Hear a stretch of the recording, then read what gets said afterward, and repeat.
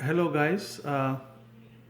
Today I'll be doing a presentation on my final thesis for Ethics and Technology, CTP 194. And the topic of my presentation is the digital divide and bridging the digital divide.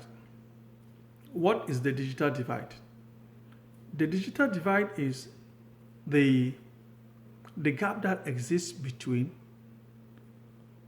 people who are able to access information technology tools such as the internet and those who are not able to have that access. The digital divide can be looked in uh, within nation states and between nations. Between nations, we'll be looking at the digital divide probably between a country like the United States of America and Canada, or the United States of America and Great Britain, or Belgium, or France, or Cameroon, or Nigeria. And within the nation, we'll be looking at the digital divide between citizens of the country, the different classes.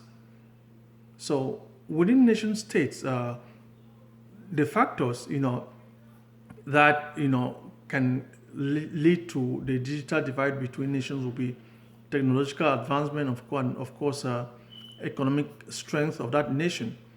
A country like America, which is far advanced in technology, will not be able to compare with Cameroon, which is a third world country.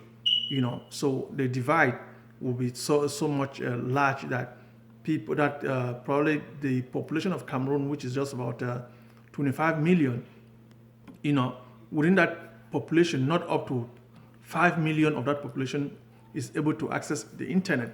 Whereas a country like America, which is probably about 100 to 150 million, about 70% of the American population is able to access the internet or information technological tools.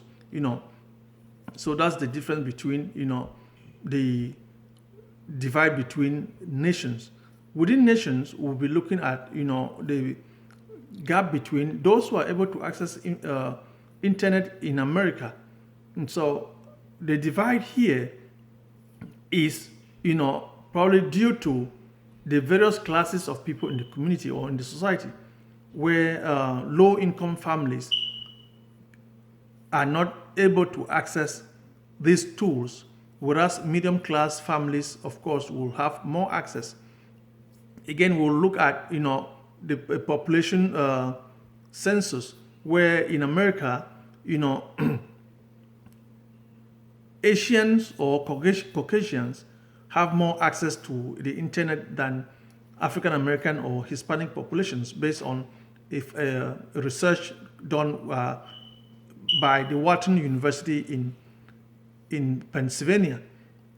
So factors that will lead to the digital divide within the nations. Of course, I did a research on Woodfield, Ohio, and Philadelphia in Pennsylvania, where the population that has access to internet and those who do not have is actually white.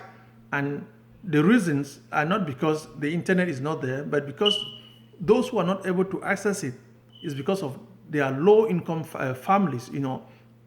A place like Woodfield, Pennsylvania, Woodfield, Ohio, research show that half of the population lives under an income of about $20,000 a year. So these people will not be able to have access to the internet. The same thing goes to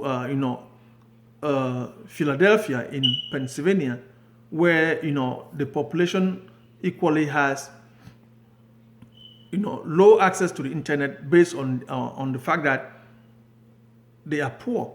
But the various legislations put on by President Obama and President Trump actually looks at ways to bridge the gap. And so this is where this leads us to, you know, the digital divide being an ethical issue where, you know, the state comes in to say, hey, you know, we want to bridge the gap between the haves and the have-nots.